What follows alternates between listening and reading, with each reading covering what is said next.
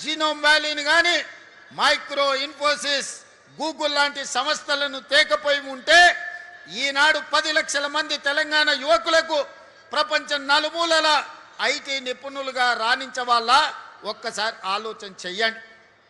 అదేవిధంగా ఆనాటి నుంచి ఈనాటి వరకు రామాయణంలో రావణాసురుడు ఉన్నట్టుగా ఈనాడు మన నగర అభివృద్ధిలో రావణాసురులు, మారీచులు, సుబాహులు, శుక్రాచార్యులు అందరూ ఉన్నారు.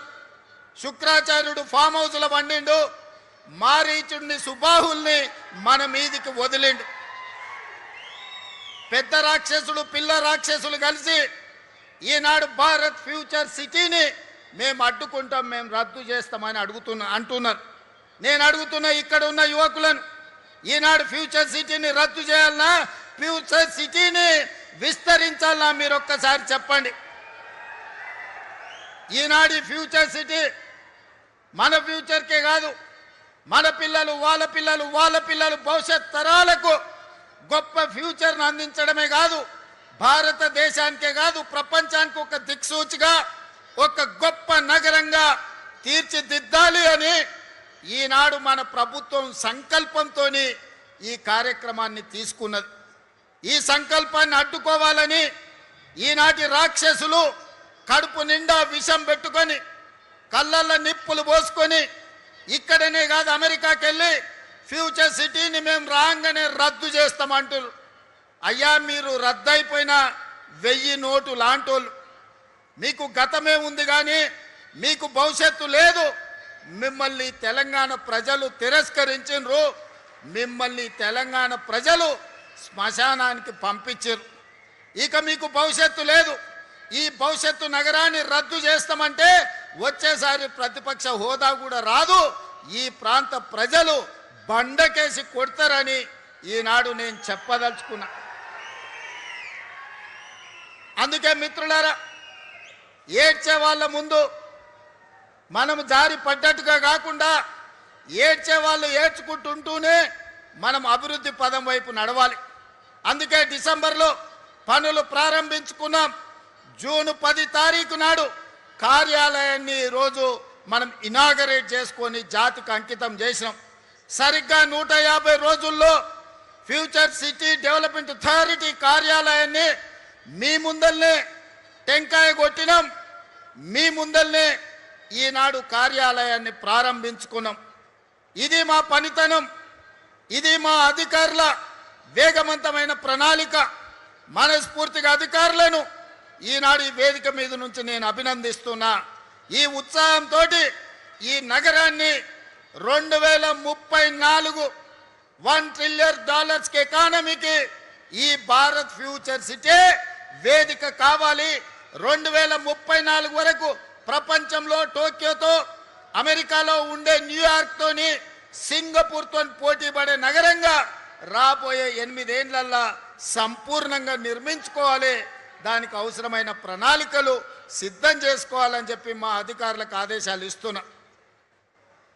హైదరాబాద్ నగర ప్రజలకు, తెలంగాణ మిత్రులకు నేను గుర్తు చేయదలుచుకున్నా. తొలకరి వర్షాలు నిన్ననే పడ్డాయి. పెద్ద ఎత్తున వర్షం పడలే, రోజంతా వాన పడవలే. కానీ 2 గంటనే హైదరాబాదు నగరంలో వాన పడితే రోడ్లు ఎక్కడికక్కడ స్తంభించిపోయినాయి. రోడ్ల మీద మొత్తం వర్షపు నీరు వరదలై పారింది. ట్రాఫిక్ అతలాకుతలమైంది. కిలోమీటర్ ప్రయాణానికి 2 నుంచి 4 గంటలు పట్టింది. అంతర్జాతీయ నగరం అని గొప్పలు చెప్పుకుంటే సరిపోదు. అంతర్జాతీయ ప్రమాణాలతోని మౌలిక వసతులను అభివృద్ధి చేసుకోవాలి. 10 ఏళ్ళు మేము అభివృద్ధి చేసినాం, 100 కోట్లకి ఎకరం అమ్మినామని గొప్పలు చెప్పుకున్నోళ్ళు, జబ్బలు జరుచుకున్నోళ్ళు నిన్న ట్రాఫిక్ సమస్యకు కారణం ఏందో చెప్పండి. రోడ్ల మీద మొత్తం వరద పారుతుంటే దానికి ఎవరు బాధ్యత అని నేను ఈరోజు అడుగుతున్నా. పోయిన దుర్మార్గులు చెరువులు, నాలాలు, కుంటలను కబ్జా చేసుకొని, పబ్లిక్ పార్కులను ఆక్రమించుకొని, ప్రభుత్వ భూములను చెరబట్టి ఈనాడు అక్రమ నిర్మాణాలు చేపట్టబట్టే ఇవాళ చెరువులలో ఉండాల్సిన నీళ్లు, కుంటలకి వెళ్ళాల్సిన నీళ్లు, నాలాలో ప్రవహించాల్సిన నీళ్లు, వర్షపు నీళ్లు మొత్తం రోడ్ల మీద ప్రవాహమైంది. చెరువుల్లో ఉండాల్సిన నీళ్లు మన కాలనీలకు మన బస్తీలకు వచ్చినాయి, మన రోడ్ల మీద వరదై పారింది. అందుకే నిన్న గంటల కొద్ది ట్రాఫిక్ జామ్ అయింది. మరి దీన్ని పరిష్కరించుకోవాల్సిన బాధ్యత మన మీద ఉన్నదా లేదా ఒక్కసారి ఆలోచన చేయండి. ఇవన్నీ ముందస్తుగా ఆలోచన చేసి ఈనాడు చెరువులు ఆక్రమించుకున్నా, కుంటలను ఆక్రమించుకున్నా, నాలాలను ఆక్రమించుకున్నా, ప్రభుత్వ పార్కులను చెరబట్టినా ఈరోజు నిర్దాక్షిణ్యంగా ఆ అక్రమ కట్టడాలను తొలగించుకుంటూ వాటిని పునరుద్ధరించుకుంటూ వెళ్తున్నాం. ఇవాళ తెలంగాణ ప్రజలు ముఖ్యంగా నగరానికి సంబంధించిన పెద్దలు ఆలోచన చేయండి. ఒక ఇంచు కానీ ఒక గుంట కానీ నేను కానీ మా బట్టి గారు కానీ మా శ్రీధర్ బాబు గారు కానీ మేమెవరమైనా ఒక ఇంచు భూమి అయినా మేము తీసుకున్నామా? ఎవరికైనా అందజేసినామా? ఇవాళ వాటిని తొలగించి ఇవాళ మంచి చెరువులను పునరుద్ధరిస్తున్నాం. లేక్ ఎకానమీ అని మా అక్కలకు ఆడబిడ్డలకు ఈ లేక్ల చుట్టూత మంచి షాపింగ్ మాల్స్ డిజైన్ చేసి కూరగాయలు అమ్మడానికి, పాలు అమ్మడానికి, పండ్లు అమ్మడానికి ప్రజలు వాకింగ్ కోసం వచ్చి పాలు పండ్లు కూరగాయలు తీసుకెళ్లడమే కాకుండా వాళ్ళ మన్మన్లను మన్మరాలను ఆడిపించుకోవడానికి ఆట స్థలాలను ఈరోజు లేక్ల చుట్టూత మనం అభివృద్ధి చేస్తున్నాం. రాజేంద్ర నగర్లో బుమరక్ దౌలా అని నిజాం సర్కార్లో ఉన్న గొప్ప చెరువును ఆక్రమించుకుంటే ఆక్రమణలు తొలగించి ఈరోజు పునరుద్ధరించడం. ఈ ప్రాంత యువకులు రాజేంద్ర నగర్ వైపు పోయినప్పుడు బుమరక్ దౌలా చెరువు ఎట్లా అభివృద్ధి చెందిందో చూడండి.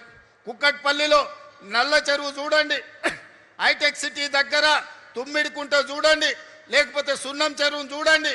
అంతెందుకు మా హనుమంతన్న 50 ఏళ్ళు కొట్లాడిండు బతుకమ్మ కుంట ఆక్రమణలు తొలగించమని. ఇవాళ అంబర్పేటలో ఉన్న బతుకమ్మ కుంటకు పోయి చూడండి అక్కల్లారా, దాని పేరే బతుకమ్మ కుంట. వెనకటికి ఆడబిడ్డలు బతుకమ్మ ఆడి బతుకమ్మల్ని ఆ కుంటలో వదిలేటోళ్ళు. బీఆర్ఎస్ నాయకులు అంబర్పేట ఇన్ఛార్జ్ ఎట్ల సుధాకర్ రెడ్డి అని ఆ బతుకమ్మ కుంట 15 ఎకరాలు కబ్జా పెట్టుకొని కేసీఆర్ వచ్చినప్పుడు హెలికాప్టర్లో గులాబీ పూలు చల్లిండని ఆ 15 ఎకరాల బతుకమ్మ కుంట ఆ ఎట్ల సుధాకర్ అన్నట్టు ఆయనకు రాసిచ్చిండు. వాళ్ళ తాత జాగీరా రాసి